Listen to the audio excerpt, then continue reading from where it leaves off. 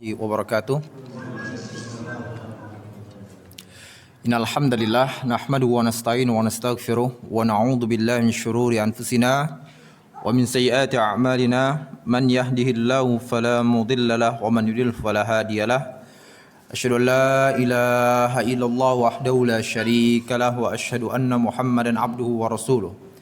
Allahumma salli wa sallim ala nabiyyina Muhammadin wa ala alihi wa sahbihi wa man tabi'ahum bi ihsanin ila yaumiddin. Amma ba'd. Ikhwatal iman rahmati Allah Subhanahu wa taala, puji dan syukur kita kepada Allah Jalla wa ala yang telah memberikan limpahan rahmatnya, maghfirahnya, kenikmatan-kenikmatannya kepada kita semua, baik nikmat keimanan, keislaman, kesehatan, kekuatan dan lain sebagainya, sehingga alhamdulillah Allah permudah bagi kita semua untuk menuju tempat ini dalam rangka salat maghrib berjamaah, dan kemudian Allah Subhanahu wa taala berikan kekuatan juga pada hati kita untuk tetap di sini dalam rangka untuk mendekatkan diri kepada Allah Subhanahu wa taala dengan bermajelis ilmu. Di mana Rasulullah sallallahu alaihi wasallam telah bersabda, "Majtama'a qaumun fi baitin min buyutillah", tidaklah berkumpul suatu kaum di rumah-rumah Allah Subhanahu wa taala, wa hum yatluna kitaballah, di mana mereka membaca kitab Allah, wa yatadarasunahu bainahum, kemudian mereka mempelajari isi kandungannya, illa nazalat alaihimus sakinah, kecuali akan turun ketenangan kepada mereka, wa ghasyiyatuhumur rahmah, dan rahmat Allah Subhanahu wa taala terus bercucuran kepada mereka, wa hafathumul malaikah, dan para malaikat pun mengelilingi mereka mendoakan kebaikan-kebaikan untuk mereka, wa dzakarahumullahu fiman indah, dan kemudian Allah Subhanahu wa taala menyebutkan masing-masing para penuntut ilmu tersebut di hadapan para malaikatnya sebagai bentuk penghormatan dan kemuliaan bagi mereka. Begitu pula Rasulullah sallallahu alaihi wasallam telah bersabda, "Man salaka tariqan yaltamisu fi 'ilman, sahalallahu lahu bihi tariqan ilal jannah." Barang siapa yang menempuh suatu jalan, yaltamisu fi 'ilman, dia mengharapkan di dalamnya ilmu Allah Subhanahu wa taala, ilmu tentang agama ini, sahalallahu lahu bihi tariqan ilal jannah, maka Allah permudah baginya jalan menuju surganya. Begitu pula Rasulullah sallallahu alaihi wasallam juga adalah sebagai suri tauladan yang terbaik bagi kita semua, bagi orang-orang yang merindukan Allah Subhanahu wa taala, mencintai Allah Subhanahu wa taala, maka Allah menjelaskan kepada kita semua, memerintahkan kepada kita semua untuk selalu mengikuti beliau dari segala aspeknya. Sebagaimana firman Allah Subhanahu wa taala, "Qul in kuntum tuhibbunallah." Katakanlah ya Muhammad kepada orang-orang yang merindukan Allah Subhanahu wa taala, "In kuntum tuhibbunallah", jikalau kalian benar-benar cinta kepada Allah, fattabi'uni, maka ikutilah Rasulullah sallallahu alaihi wasallam dalam akhlaknya, muamalahnya, ibadahnya, yuhibbukumullah, maka Allah pun akan cinta kepada kalian, wa yaghfir lakum dzunubakum, dan akan mengampuni dosa-dosa kalian. Taib ikhwatal iman rahmati Allah Subhanahu wa taala, kita lanjut kembali pembahasan kita dalam surat Al-Fil, ya, surat Al-Fil. Taib, adapun makna surat Al-Fil, yaitu maknanya adalah gajah. Ya, maknanya adalah gajah. Dan surat ini merupakan surat yang ke-105, terdiri dari 5 ayat. Ya, surat ini merupakan surat yang ke-105, terdiri dari 5 ayat, dan surat ini termasuk Makkiyah. Artinya apa? Nah, bahwasanya surat ini turun sebelum Nabi Muhammad SAW hijrah ke kota Madinah. Berbeda dengan Madinah, berarti apa? Setelah beliau hijrah ke kota Madinah. Nah, ini status Makkiyahnya surat Al-Fil. Adapun gambaran global mengenai surat Al-Fil ini, yaitu menceritakan atau menjelaskan mengenai kenikmatan Allah Subhanahu wa taala yang telah Allah berikan kepada orang-orang Quraisy, ya, kepada orang-orang Quraisy, di mana Allah Subhanahu wa taala hancurkan pasukan Abraha, ya, pasukan Abraha, pasukan gajah yang begitu besar, dan pasukannya juga yang begitu besar juga, jumlah mereka yang begitu banyak. Allah hancurkan begitu saja dalam rangka apa? Dalam rangka untuk membela rumah Allah Subhanahu wa taala, yaitu Ka'bah yang hendak dihancurkan oleh Abraha dan pasukannya. Dan hal ini juga sebagai tanda-tanda kemunculannya seorang nabi dan rasul, yaitu Nabi Muhammad sallallahu alaihi wasallam. Dan memang tepat, ya. Setelah 50 hari kejadian tersebut, ya, 50 hari setelah kejadian tersebut, Nabi Muhammad sallallahu alaihi wasallam dilahirkan. Oleh karenanya sering kita mengatakan bahwasanya, ya, Nabi Muhammad sallallahu alaihi wasallam lahir pada tahun gajah. Dan tahun gajah ini pula dijadikan patokan dalam kelahiran orang-orang Arab pada gitu, terutama orang-orang Quraisy. Misalnya Abu Bakar 2 tahun setelah apa? Tahun gajah. Utsman bin Affan 6 tahun setelah tahun gajah, seperti itu. Nah, karena memang tahun gajah peristiwa yang begitu besar yang menjadikan orang-orang Quraisy pada itu menjadi kabilah yang terhormat di hadapan kabilah Arab yang lainnya. Karena apa? Karena ternyata Allah Subhanahu wa taala menghancurkan pasukan Abraha, ya, tanpa ada perlawanan sedikit pun dari orang-orang Quraisy. Sementara di perjalanan Abraha menuju kota Mekah itu telah berkumpul pasukan dari berbagai kabilah untuk melawan pasukan Abraha, tetapi semuanya kalah. Tetapi ketika sampai di kota Mekah, ternyata Allah Subhanahu wa taala hancurkan begitu saja pasukan Abraha tanpa perlawanan orang-orang Quraisy ini. Jadi singgahnya orang-orang pada waktu itu mengkultuskan orang-orang Quraisy ini. Padahal Allah Subhanahu wa taala hancurkan pasukan Abraha bukan gara-gara untuk mereka, bukan, tetapi untuk apa? Ka'bah, dan juga sebagai tadi tanda kelahiran Nabi Muhammad sallallahu alaihi wasallam. Baik. Ya. Sekarang kita masuk kepada ayat yang pertamanya. Ya.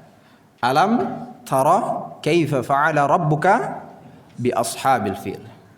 Ya, tidakkah engkau melihat bagaimana Allah Subhanahu wa taala telah berbuat kepada pasukan bergajah. Nah, ini kalau kita sudah berkayak gini, ayat pertama mau nggak mau kita sudah harus menjelaskan mengenai apa? Pasukan gajah. Karena memang surat ini menceritakan tentang kejadian tersebut seluruhnya dari awal sampai akhir, tidak menjelaskan hal yang lainnya kecuali hanya kejadian apa? Pasukan bergajah tersebut. Nah, mau tidak mau, ya, mau tidak mau.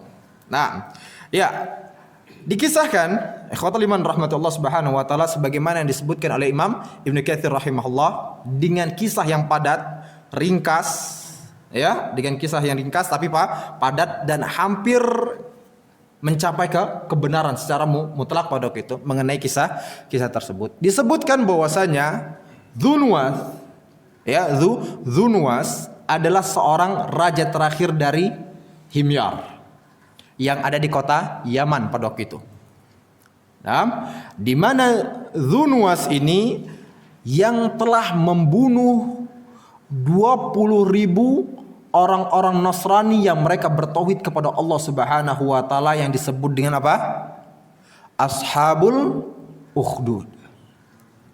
Yaitu 20.000 orang. Lihat, 20.000 orang Nasrani, mereka bertauhid kepada Allah Subhanahu wa taala, semuanya dicemplungkan, dimasukkan ke dalam parit yang berapi, dibakar hidup-hidup pada waktu itu. Ya, karena apa? Karena ketakwaan mereka kepada Allah Subhanahu wa taala. Dan memang inilah fitnah, ujian bagi orang-orang yang bertakwa kepada Allah Subhanahu wa taala. Oleh karena yang disebutkan, ya, dalam firman Allah Subhanahu wa taala, ahasiban nas, apakah manusia menyangka an yutraku ayyaqulu amanna, mereka dibiarkan begitu saja untuk mengatakan kami beriman kepada Allah Subhanahu wa taala, wa hum la yuftanun, sementara mereka tidak diuji oleh Allah Subhanahu wa taala. Itu mustahil.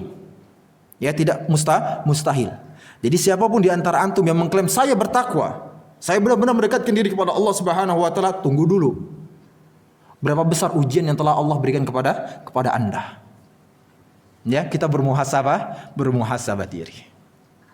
Tapi kalau para sahabat Rasulullah jelas, ya, para sahabat Rasulullah SAW jelas, mereka ada yang dibunuh, ada yang kemaluannya ditombak, ya, kemudian ada yang diikat dengan rantai api, baik tangannya, kakinya juga tubuhnya sampai melepuh. Jelas mereka para sahabat. Tetapi mereka tetap bertahan dengan keimanan mereka. Nah begitu pula terjadi pada Ashabul Ukhdud. Dan ini disebutkan dalam surat apa? Ada yang tahu tentang kisah Ashabul Ukhdud? Surat apa? Tuh dari sana kayaknya ada muncul tuh suara. Surat Al-Buruj. Ya, surat Al-Buruj. Oh iya, Masya Allah. Ya, oh iya. Nah, ya. Jadi tadi 20.000 orang tersebut yang mereka bertakwa kepada Allah Subhanahu wa taala, semuanya dimasukkan ke dalam apa? Parit api pada waktu itu. Seluruhnya. Yang selamat cuma satu orang. Ya, yang selamat cuma satu orang dan dia bernama Daus Dzu Sa'laban. Ya. Nah, Daus Dzu Sa'laban ini kemudian dia melarikan diri pergi kota Syam, menemui kaisar yang ada di kota Syam pada waktu itu yang sama agamanya, beragama Nasrani. Ya, beragama Nasrani. Nah, Daus ini meminta bantuan kepada kaisar agar menolong orang-orang yang ada di kota Yaman tersebut. Sehingganya disetujui oleh kaisar tersebut, tetapi masalahnya Syam itu jauh dengan kota Yaman. Maka kemudian kaisar yang ada di Syam ini meminta pertolongan kepada raja yang ada di Habasyah. Ya, raja yang ada di Habasyah yang disebut dengan Raja Najasyi. Ya, mempunyai pasukan juga yang begitu kerajaan yang begitu besar. Dan kita tahu ya bagaimana ketika hijrahnya para sahabat, ya, mereka kota Habasyah dan kemudian pada waktu itu bertemu dengan Raja Najasyi yang adil pada waktu itu. Yang alhamdulillahnya di akhir hayatnya pun dia masuk ke dalam agama Islam pada waktu itu. Nah, pada waktu itu akhirnya meminta bantuan kepada Raja Najasyi yang ada di Habasyah yang sekarang disebut dengan Ethiopia. Nah, maka disetujui pula oleh Raja Habasyah tersebut. Kemudian Raja Najasyi ini mengirim dua panglimanya, ya, yang bernama Aryad dan Abrahah. Oh, berarti masih panglima nih mereka, ya. Aryad dan Abrahah dengan jumlah pasukan yang begitu besar dan kemudian mereka menuju Yaman dan memporak-porandakan kota Yaman pada waktu itu, dan Dzunuwas kabur dan mati tenggelam di lautan pada waktu itu. Ini akhir hayatnya siapa? Dzunuwas. Nah, sehingga Pak tadi Masya Allah, setelah itu mau tidak mau kota Yaman, ya, kota Yaman pada waktu itu karena sudah ditaklukkan menjadi bagian dari kota Habasyah. Nah, tetapi tentunya ya Raja Najasyi tidak mungkin langsung menguasainya, pasti akan diberikan kepada pemimpinnya di sana, gitu kan? Bahasanya gubernur lah. Ya, bahasanya gubernur. Jadi bahasanya nih siapa? Si Abrah ini masih gubernurnya kota Yaman. Ya, gubernur siapa? Najasyi yang ada di Yaman. Akhirnya pada waktu itu belum, ya, Abrahah belum menjadi gubernur, tetapi pada waktu itu Najasyi sudah menunjuk pemimpin yang ada di kota Yaman adalah Aryad dan Abrahah. Tentunya kalau sudah ada dua pemimpin, ya, masing-masing mereka pasti akan menjadi pemimpin utamanya. Pasti akan terjadi perselisihan di antara mereka. Kenapa? Yang satu pengen ini, yang satu pengen ini. Yang satu pengen ini, yang satu pengen ya itu. Nah, bayangkan kalau pemimpin aja seperti itu, lalu bagaimana kalau seandainya itu adalah Tuhan? Ya, sebagaimana keyakinan orang-orang di luar sana, orang-orang Nasrani yang meyakini bahwasanya Tuhan itu ada tiga, Tuhan Bapa, Anak dan Roh Kudus. Itu gimana nggak berantem banyak tuh? Kalau seandainya keyakinan seperti itu. Lagi dua aja di satu wilayah kecil gitu seperti itu, mereka terjadi perselisihan. Lalu bagaimana dengan tiga Tuhan yang menguasai alam ini? Harusnya hancur semua antum sekarang ini. Ya, nggak duduk di sini antum. Kalau memang itu benar. Tapi masalahnya apa? Qul huwallahu katakanlah bahwasanya Allah itu esa. Nggak ada trinitas. Jelas ya? Nah, tadi akhirnya kembali terjadi perselisihan di antara mereka. Ya, mau tidak mau pasti harus salah satu mereka menjadi pemimpinnya pada waktu itu. Sehingga akhirnya Mereka pun menetapkan, Pak, mereka orang-orang Nasrani yang pada waktu ada di kota Habasyah, sebenarnya keadaan mereka ini lebih condong kepada kebenaran dibandingkan orang-orang siapa? Orang-orang Quraisy. Ya, sebenarnya seperti itu. Karena mereka masih beragama Nasrani pada waktu itu. Masih ada orang-orang yang bertauhidnya. Ya Pak ya? Karena apa? Agama Islam belum datang. Ingat, agama Islam belum datang. Sementara masing-masing agama, masing-masing suatu kaum itu berdasarkan apa? Kemunculan seorang nabi kepada mereka. Gitu ya. Jadi kalau misalnya ada di suatu kaum ini ikut ajaran Nabi Ibrahim misalnya. Di ajaran apa di suatu kaum di sini ngikut ajaran siapa? Nabi Isa. Di suatu kaum ini ngikut ajaran Nabi Musa. Karena apa? Belum datang Islam. Ya, dan Allah Subhanahu wa taala telah berfirman, "Wa laqad ba'atsna fi kulli ummatin rasulan an ibudullaha wajtanibut taghut." Dan telah kami utus pada setiap umat seorang rasul yang mereka menyeru hanya untuk beribadah kepada Allah Subhanahu wa taala, mentauhidkan Allah dan menjauhi taghut, berhala dan kesyirikan. Barulah kemudian ketika datangnya Islam, semua agama itu terhapuskan. Yang ada agama yang diridhoi oleh Allah Subhanahu wa taala hanyalah agama Innad dina indallahil Islam. Agama yang diridhoi oleh Allah Subhanahu wa taala hanyalah agama Islam. Nah, jadi mereka masing-masing pada waktu itu.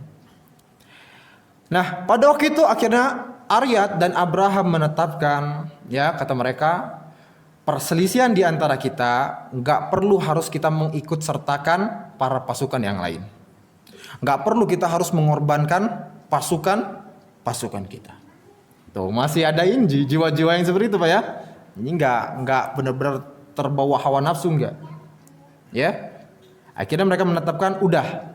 Kalau memang harus seperti itu duel tanding aja ya. Duel tanding di antara mereka berdua. Ya, duel tanding, siapa yang mati maka salah satunya menjadi pemimpinnya. Akhirnya ditetapkanlah duel tanding, dilihat oleh pasukan pada waktu itu. Awalnya Aryad sudah menebas Abraha, sehingga pada waktu itu terpotong hidungnya Abraha dan juga mulutnya pada waktu itu. Terluka parah pada waktu itu Abraha. Namun tiba-tiba ketika Aryad sudah mau mencapai kemenangannya, tiba-tiba bekas budaknya Abraha yang bernama Atudah pada waktu itu datang dan langsung membunuh Aryad. Maka mau tidak mau Abraha pada waktu itu ya menjadi pemimpin utamanya. Kata Aryad kalau tahu kayak gitu, mendingan dia suruh juga orang lain untuk membunuh Abraha. Nah, tapi orang-orang pasukannya pun mau tidak mau. Karena apa? Yang tersisa hanya satu pemimpin. Ya, mau gimana pun caranya, apakah itu dengan cara kelicikan atau gimana, sudah pastinya satu pemimpin yang ada. Yaitu siapa? Abraha. Aryad sudah mati. Mulailah pada waktu itu Abraha menguasai kota Yaman sendirian dan kemudian dia berusaha untuk membangun Yaman pada waktu itu. Namun peristiwa tersebut sampai ke telinga siapa? Raja Najasyi. Ya, Raja Habasyah. Dan kemudian pada waktu itu Raja Najasyi begitu murka, begitu marah, kemudian mengirim surat bahwasanya dia benar-benar akan menghancurkan Abraha dan menginjak-injak kota Yaman, ya. Kemudian menginjak-injak ubun Abraha pada waktu itu. Nah, jiperlah Abraha. Ketakutan. Ya, ketakutan. Karena apa? Raja Najasyi raja besar. Ya. Kasih aja sedikit jumlah pasukan, habis tuh Abraha. Ya. Dan karena Abraha begitu ketakutan, begitu khawatir pada waktu itu, lalu kemudian dia menyuruh pasukannya mempersiapkan hadiah yang begitu banyak, cenderamata, souvenir, souvenir kan ya. Pokoknya gitu, hadiah, pokoknya harta yang begitu banyak pada waktu itu kepada siapa? Raja Najasyi sebagai pokoknya sogokan. Nah, seperti itu ya. Intinya seperti itu. Akhirnya dia katakan kepada Raja Najasyi meminta diplomasi, meminta maaf ya. Intinya bahwasanya mau nggak mau memang harus terjadi seperti itu ya. Dan kemudian tadi Abraha pun memberikan hadiah tersebut, dan kemudian hadiah yang begitu banyak Pak, membawa berapa kantong yang berisi tanah-tanah yang ada di kota Yaman, dan juga potongan rambut dari ubun-ubunnya. Dia katakan kepada Raja Najasyi, ini saya bawa tanah-tanah yang ada di Yaman dan juga rambut-rambut dari ubun saya untuk membayar sumpahnya Raja Najasyi. Wadah gitu. Wah, mendengar hal tersebut, ya melihat hal tersebut, maka Raja Najasyi pun memaafkan Abraha dan kemudian mendukung kepemimpinannya di kota Yaman. Maka ketika tadi Abraha mendapat dukungan dari Raja Najasyi dan begitu senang, maka Abraha pun bersumpah kepada Raja Najasyi bahwasanya dia akan membuat gereja yang begitu besar, yang begitu tinggi dengan ukiran yang begitu indah pada waktu itu atas nama Raja Najasyi. Akhirnya dibangunlah pada waktu itu ya gereja yang begitu besar, gereja yang begitu tinggi. Nah, dan kemudian nggak ada namanya sih ya, nama gereja itu nggak ada namanya. Tapi orang-orang menyebut gereja tersebut dengan nama Qulais. Ya, Qulais. Qulais itu berasal dari kata Qolan Suah. Qolan Suah artinya apa? Peci. Kayak gini nih, kayak antum. Ya, bukan peci gini ya, bukan peci gini, bukan. Peci gini. Nah, Qolan Suah. Maksudnya apa kok jadi Qolan Suah jadi Qulais? Kenapa diomong kok peci gitu? Karena orang-orang Arab pada itu ketika melihat gereja mereka sampai mendangak pada itu. Ya, mendangak dan kemudian peci mereka pun terus jatuh. Sehingga akhirnya apa? Mau nggak mau gereja tersebut disebut dengan Qulais. Gara-gara apa? Tingginya. Peci mereka jatuh terus. Ya, gara-gara peci antum tuh ya. Ya, gara-gara peci antum. Masya Allah. Nah, setelah itu Abraha pun menyuruhkan kepada ajudannya untuk menginformasikan kepada seluruh bangsa Arab agar mereka berziarah ke gereja tersebut sebagaimana mereka berziarah ke Ka'bah. Ya, intinya untuk beribadah di sana aja. Nggak perlu repot-repot gitu. Di sini aja. Nanti dapat hadiah banyak, kata Abraha. Namun hal tersebut ya membuat murka orang-orang Arab dan juga termasuk orang-orang Quraisy tentunya. Kenapa? Selama ini orang-orang Arab mereka hanya beribadah kemana? Ke Ka'bah. Pak, ingat bahwasanya orang-orang Arab pada itu bukan berarti mereka tidak punya agama. Orang-orang kafir Quraisy bukan berarti mereka tidak punya agama. Bukan berarti mereka musyrik. Mereka punya agama. Apa agama mereka? Apa agama mereka? Oh, mikir lah antum. Sejam mikir coba. Berapa lah apa? Samawi. Nah, berhala, masya Allah. Barakallahu fikum. Itu bukan agama. Bukan agama berhala ya. Agama mereka mengatakan mengklaim diri mereka mengikuti agama Nabi Ibrahim. Nah, ya. Dan memang kenyataannya seperti itu. Makanya mereka menjadikan Ka'bah sebagai tempat ibadah mereka, sebagaimana Nabi Ibrahim menjadikan Ka'bah tersebut sebagai tempat ibadah, berhaji, tawaf dan sebagainya. Lalu permasalahannya tadi Pak, makanya mereka disebut musyrik. Ya, disebut musyrik dikarenakan apa? Mereka tadi meyakini bahwasanya mereka beragama Nabi Ibrahim, tetapi kemudian mereka mempersekutukan Allah Subhanahu wa taala. Mereka nyembah Allah. Ya, tapi mereka pun mempersekutukan Allah, makanya disebut dengan musyrik. Saya sering membawakan ayatnya, ya. Wala in sa'altahu man khalaqas samawati wal ard la yaqulunna Allah. Ya Muhammad, jikalau engkau bertanya kepada orang-orang kafir Quraisy, ya, orang-orang musyrik tersebut, siapakah yang menciptakan langit-langit dan bumi? La yaqulunna Allah. Pasti mereka akan mengatakan Allah, bukan Lata, Uzza, Hubal dan lain sebagainya. Bukan. Ya, bahkan disebutkan dalam ayat yang lainnya Allah Subhanahu wa taala berfirman atas perkataan orang-orang Quraisy, "Ma na'buduhum illa liyuqarribuna ilallahi zul."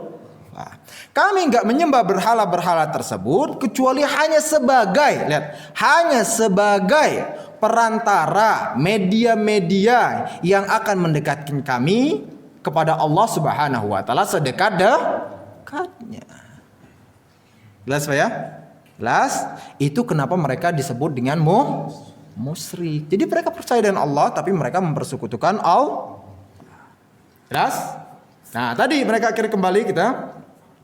Orang-orang Arab pun menjadi murka pada waktu itu karena selama ini mereka beribadah di Ka'bah tersebut dan itulah yang menjadi pusat ibadah mereka. Tiba-tiba disuruh untuk beribadah di gereja yang gak ada sama sekali apa sumbernya kata mereka ya.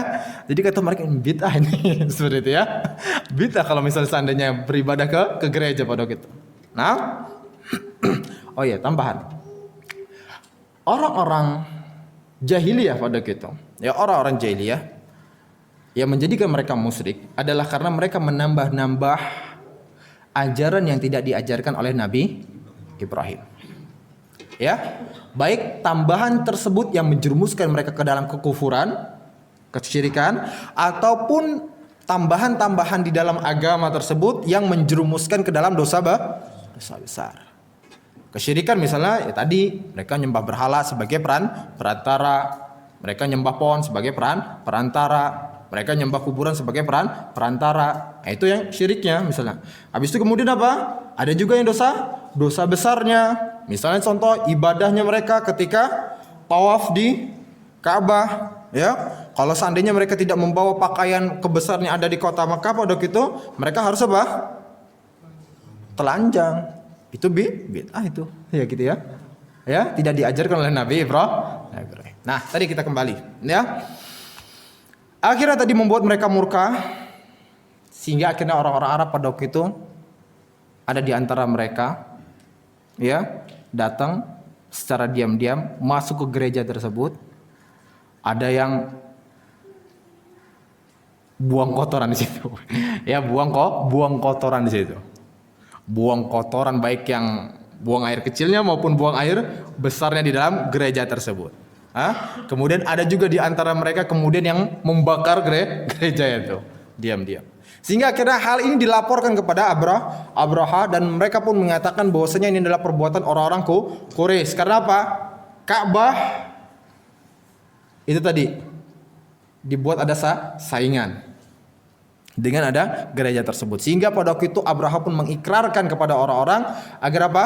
Menghancurkan Ka'bah. Dan kemudian dia pun menyiapkan pasukan yang begitu besar pada waktu itu sebesar-besarnya ya, dengan membawa 8, ada riwayat lain mengatakan 12 gajah yang semuanya besar-besar, bukan kayak gajah Indonesia, bukan. Besar-besar pokoknya. Dan sangat besar. Dan salah satu dari raja tersebut, salah satu dari gajah tersebut diberi nama dengan Mahmud. Ada di sini namanya Mahmud. Ada di sini namanya Mahmud. Ada di sini namanya Mahmud. Ya, Mahmud. Nah. Ya, Mahmud. Nah Pak, akhirnya tadi disiapkan gajah yang begitu besar, pasukan yang begitu besar. Intinya akhirnya apa? Agar nanti ketika mereka melewati kabilah-kabilah tadi, ya mereka tidak terhalangi. Dan memang kenyataan benar. Ketika mereka melewati suatu kabilah, ternyata kabilah tersebut sudah menyiapkan pasukan begitu besar. Tetapi kemudian semuanya dikalahkan. Ya, datang lagi ke arah sana juga. Ya, baru sampai ke suatu tempat lagi, melawan lagi kabilah lain. Semuanya dikalahkan dengan mudah pada waktu itu. Ya, salah satunya pimpinannya bernama Nufail bin Habib pada waktu itu. Ya, Nufail bin Habib. Sehingga tadinya Abraha ingin membunuh Nufail, tapi dimaafkan oleh Abraha dan dibawa oleh Abraha ke kota Makkah sebagai penunjuk jalan pada waktu itu. Ya, sampai ke kota lagi seperti itu lagi. Ya, dan sampailah ketika mereka sudah dekat dengan kota Makkah pada waktu itu. Ya, mereka beristirahat di dekat kota Makkah pada waktu itu. Dan pasukan Abraha dengan perintah dari Abraha mereka merampas ternaknya orang-orang kafir Quraisy. ya, merampas ternaknya orang-orang kafir Quraisy. Dan salah satu orang yang dirampas ternaknya adalah siapa? Abdul Muttalib, kakek Rasulullah Shallallahu Alaihi Wasallam. Dan untanya yang diambil sebanyak 200 ekor. Ya, jadi lebih banyak lagi berarti yang diambil Pak ya. Akhirnya pada kita Abraha intinya meminta kepada ajudannya untuk mendatangi orang yang paling terhormat di kota Makkah tersebut. Tentu yang didatangi siapa? Abdul Muttalib, ya, Abdul Muttalib. Dan kemudian diberitahukan bahwasanya kedatangan mereka adalah ingin menghancurkan Ka'bah. Dan bagaimana pendapat Anda, gitu kan? Akhirnya Abdul Muttalib mengatakan, ya kalau memang itu adalah keinginan kalian, ya, maka kami tidak bisa berbuat apa-apa dan kami pun tidak memiliki kekuatan, kata Abdul Muttalib. Namun kata Abdul Muttalib, rumah tersebut adalah rumah yang disucikan, ya, sebagaimana saya pemilik unta, rumah tersebut juga ada apa? Pemiliknya. Langsung kata ajudannya, ya udah kalau gitu nanti datang aja ngomong dulu ke Abraha. Akhirnya pada waktu itu datanglah Abdul Muttalib ke Abraha. Pak, pada waktu itu Abraha yang lagi duduk di singgasananya, ketika melihat Abdul Muttalib dari kejauhan, langsung dia berdiri Pak. Karena apa? Karena melihat Abdul Muttalib yang begitu berwibawa. Masih jauh, ya, begitu berwibawa, begitu tampan, tinggi, Abdul Muttalib, begitu. Sampai akhirnya tadi turun dari singgasananya, akhirnya duduk bersama siapa? Abdul Muttalib di permadani. Ini Abraha padahal bawa pasukannya begitu besar. Saking segannya dengan Abdul Muttalib. Namun tiba-tiba ketika mereka tadi si Abraha sudah terkagum-kagum dengan Abdul Muttalib, lalu kemudian Abdul Muttalib pun meminta kepada Abraha agar please kembalikan onta saya. Ya, 200 onta saya dikembalikan. Langsung kaget lah, langsung lemes si Abraha. Gimana enggak gitu ya? Kata Abraha, langsung dikatakan oleh Abraha pada itu. Tadi saya ngelihat Anda dari kejauhan, saya benar-benar kagum, benar-benar melihat Anda itu begitu berwibawa. Namun ketika Anda sudah berkata Anda cuma minta 200 unta, sementara kami ingin menghancurkan Ka'bah yang menjadi menjadi tempat ibadahnya kalian, menjadi agama kalian, juga nenek moyang kalian yang lebih besar, lebih banyak lagi dibandingkan 200 unta. 200 unta tidak ada apa-apanya gitu kan. Langsung apa jawaban? Nah, ini dicatat oleh para sejarawan Pak, perkataan Abdul Muttalib tadi. Beliau mengatakan, ya, Abdul Muttalib mengatakan, sesungguhnya aku, ana Rabbul Ibil. Saya adalah pemilik unta-unta tersebut. Dan saya wajib untuk menjaga unta-unta saya. Sedangkan rumah tersebut, yaitu Ka'bah, itu mempunyai pemiliknya. Dan pemiliknya lah yang akan menjaganya. Langsung Abraha pun mengatakan, saya tetap akan menghancurkannya. Lalu kata Abdul Muttalib, terserah, lakukan apa yang akan Anda lakukan. Pada gitu. Ah, sudahlah, mau nggak mau. Akhirnya kata Abraha, ya udah dibalikin tuh 200 untanya. Dibawa oleh Abdul Muttalib, ya, pada waktu itu, ya. Akhirnya Abdul Muttalib pun sudah memberitahukan kepada kaumnya, karena Abdul Muttalib adalah pemimpin kaum Quraisy pada waktu itu, ya, memberitahukan kepada mereka untuk mendatangi bukit-bukit khawatir kena serangan siapa? Pasukan Abraha pada waktu itu. Dan Pak, ternyata pada waktu itu lihat bagaimana Abdul Muttalib, ya, berdoa kepada Allah Subhanahu wa taala dengan seikhlas-ikhlasnya. Enggak lewat Lata, Uzza, Hubal dan sebagainya atau berhala-berhala lainnya. Langsung kepada Allah Subhanahu wa taala dan meminta kepada Allah, ya Allah, selamatkanlah rumahmu ini dari pasukan salib tersebut dan janganlah engkau berikan kekuasaan mereka untuk rumahmu ini.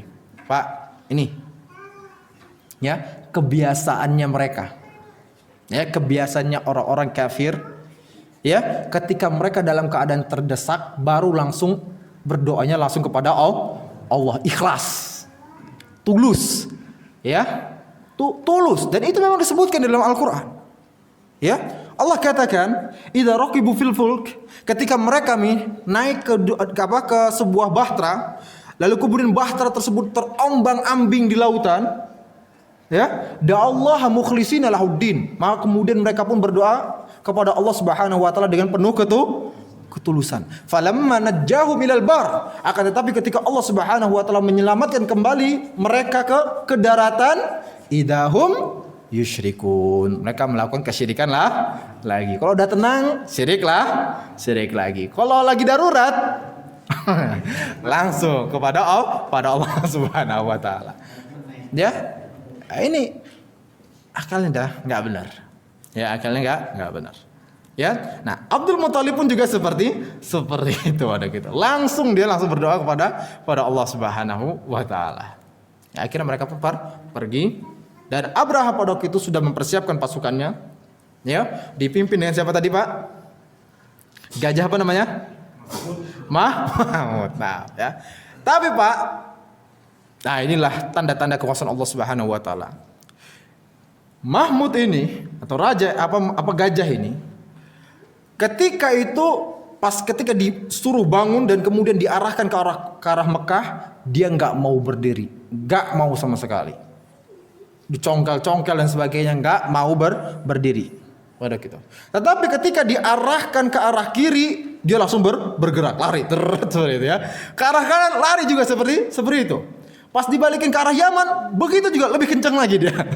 Seperti itu. Tapi pas diarahkan ke Mekah lagi, langsung dia duduk lagi. Ya, ini merupakan kuasa Allah Subhanahu wa taala. Dan pada waktu itu Nufail yang dikalahkan oleh Abraha langsung berbisik kepada Mahmud tadi, diterisikan pada, kamu pergi jauh-jauh dari sini ya. Karena apa? Ini adalah kotanya Allah ya. Akhirnya benar-benar pada waktu itu gak mau sama sekali. Mahmud tetap di stay. Akhirnya karena udah gak bisa lagi, dibawa akhirnya gajah-gajah yang lain mau dan sebagainya. Pas ketika mereka mau masuk kota Mekah itu, disitulah Allah Subhanahu wa taala apa? Warsala alaihim tayran ababil. Kemudian Allah Subhanahu wa taala kirim, yaitu burung yang berbondong-bondong. Ini perlu harus diketahui ya Pak ya.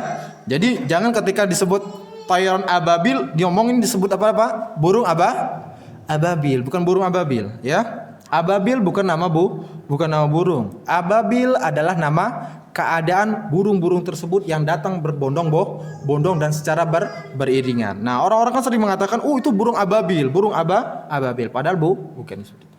Hanya disebut burung-burung yang berbondong-bondong beriringan, mereka datang dari laut pada waktu itu, ya. Ada para ulama mengatakan wajahnya seperti binatang ternak buas, binatang buas. Ada yang menyebutkan bahwasanya paruhnya begitu panjang, kemudian cakarnya seperti anjing. Intinya banyaklah penjelasan dari para ulama mengenai sifat burung tersebut. Tetapi yang jelas tadi, ya, burung-burung tersebut datang secara berbondong-bondong, beriringan, ya. Kemudian ada yang berwarna hijau, ada yang berwarna hitam pada waktu itu. Ya, ada yang berwarna hijau, ada yang berwarna hitam. Dan kemudian pada waktu itu masing-masing burung tersebut membawa batu, ya, batu kecil. Ya, membawa tiga batu kecil, yang satu di paruhnya, yang satu di kedua cakarnya atau kakinya ya, seperti itu ya. Dua kakinya. Jadi tiga. Hanya batunya batu kecil. Batu apa? Kayak kerikil lah, kayak kerikil, batu adas gitu, kecil banget kayak kacang pada gitu. Ya. Namun setiap mereka melemparkan satu batu tersebut, maka akan menimbulkan cacar dan juga apa kalau temannya cacar tuh? Ada cacar, ada apa? Cucur. Cacar cucur. Aduh, antum nih repot juga. Ada yang sejenis cacar itu juga. Kenapa? Bukan bisu ya. Anggaplah seperti itu ya. Cucur tadi ya. Nah, ya, cacar pokoknya seperti itu. Nah, dan memang Pak Dok itu ya, padok itu semua yang terkena batu kecil tadi ada dua kemungkinan.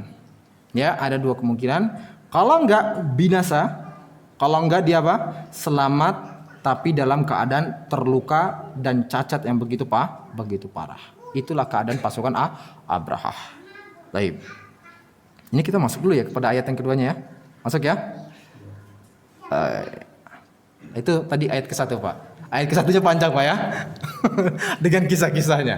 Ya, masuk ke ayat yang kedua. Alam yaj'al kaidahum fi tadlil. Bukankah Allah Subhanahu wa taala telah menjadikan tipu daya mereka itu sia-sia? Ya, di sini Allah Subhanahu wa taala menggagalkan, ya, membatalkan segala rencana yang dibuat oleh Abraha dan pasukannya yang ingin menghancurkan Ka'bah, dibuat oleh Allah Subhanahu wa taala sia-sia begitu saja. Walaupun dengan jumlah pasukan yang begitu besar, perencanaan yang begitu matang, tapi semuanya Allah hancurkan begitu saja. Jelas ya? Jelas? Nah, di sini juga Pak, ada poin. Ya, ada poin di mana orang-orang kafir ini selalu membuat tipu daya. Sebagaimana dalam ayat ini. Alam yaj'al kaidahum fi tadlil. Bukankah Allah Subhanahu wa taala telah apa? Menggagalkan membuat tipu daya mereka itu sia-sia. Selalu orang-orang kafir selalu membuat tipu daya. Dan begitu pula terjadi sekarang ini, bagaimana orang-orang kafir di luar sana selalu membuat tipu daya terhadap Islam dan kaum muslimin. Dan mereka nggak akan berhenti dari makar mereka, nggak akan berhenti dari perbuatan mereka, tipu daya mereka, sampai kita ini benar-benar mengikuti mereka, mengikuti jejak mereka. Dan Allah Subhanahu wa taala telah berfirman, "Walan tarda ankal yahudu walan nasara hatta tattabi'a millatahum." Orang-orang Yahudi dan Nasrani tidak akan pernah suka kepada kalian wahai kaum muslimin hatta tattabi'a millatahum, sampai kalian itu benar-benar mengikuti agama mereka. Jadi janganlah terkecoh. Kalau misalnya ada, wah ini baik kok, orang-orang di sana baik dan sebagainya. Enggak. Ya. Kenyataannya kalau mereka besar, mereka pasti akan menyuruh kaum muslimin masuk ke dalam agama mereka atau ngusir mereka. Kita teruskan atau azan dulu? Azan dulu.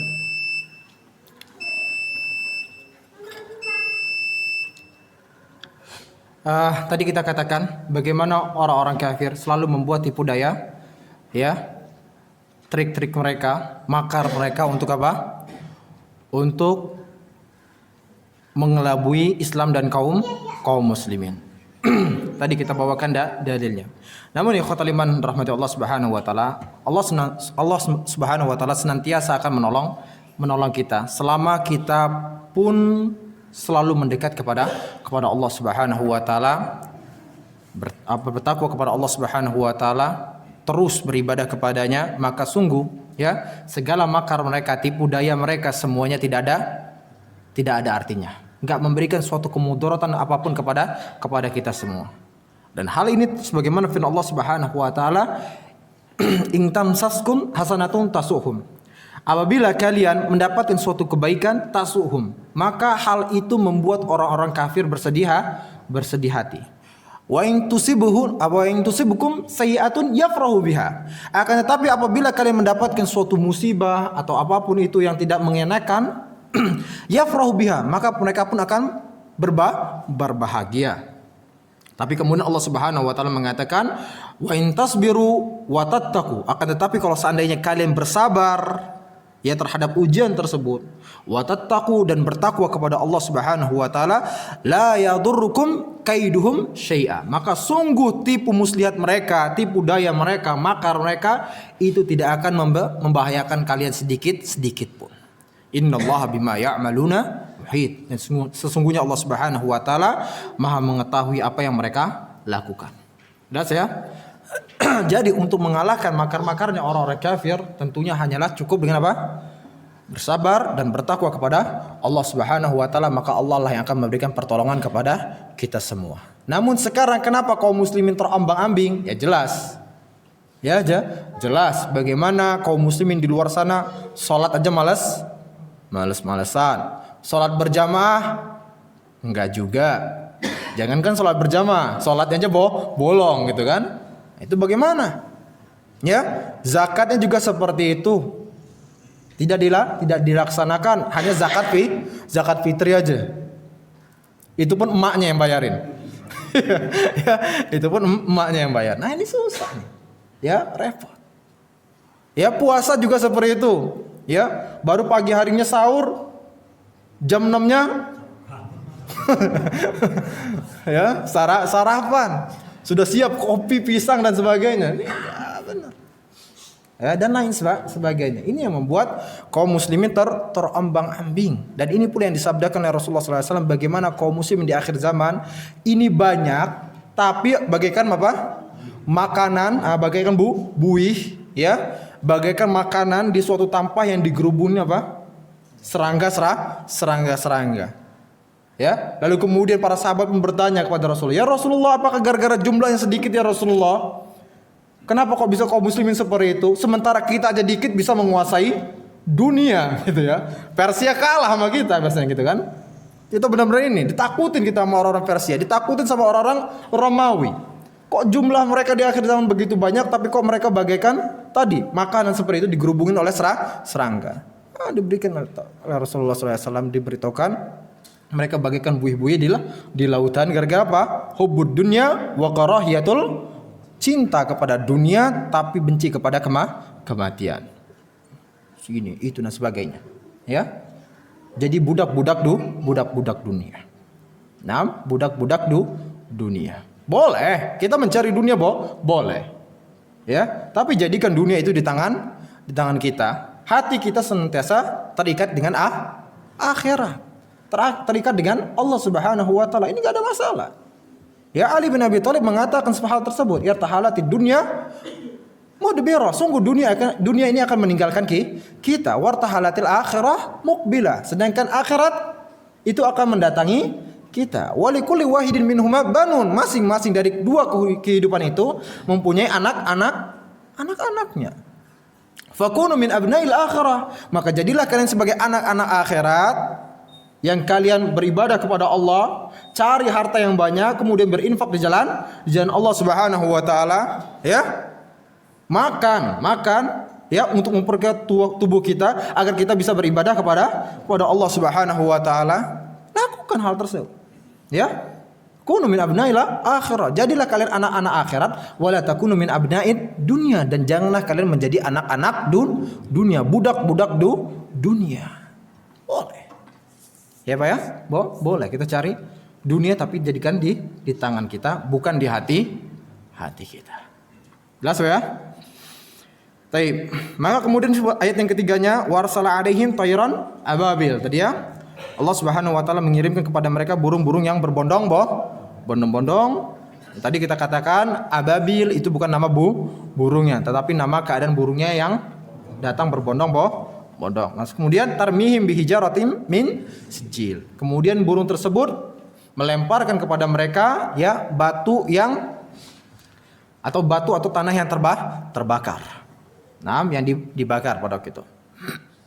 Dan tadi kita sudah jelaskan pula bagaimana mereka burung-burung tersebut membawa batu-batu kecil itu. Dan Pak, ternyata yang harus kita perhatikan juga di sini. Terkadang Allah Subhanahu wa taala membinasakan pasukan yang besar, kaum yang begitu besar, ya, dengan sesuatu yang berlawanan terhadap apa yang mereka banggakan selama ini. Contohnya tadi kayak Abraha, ya.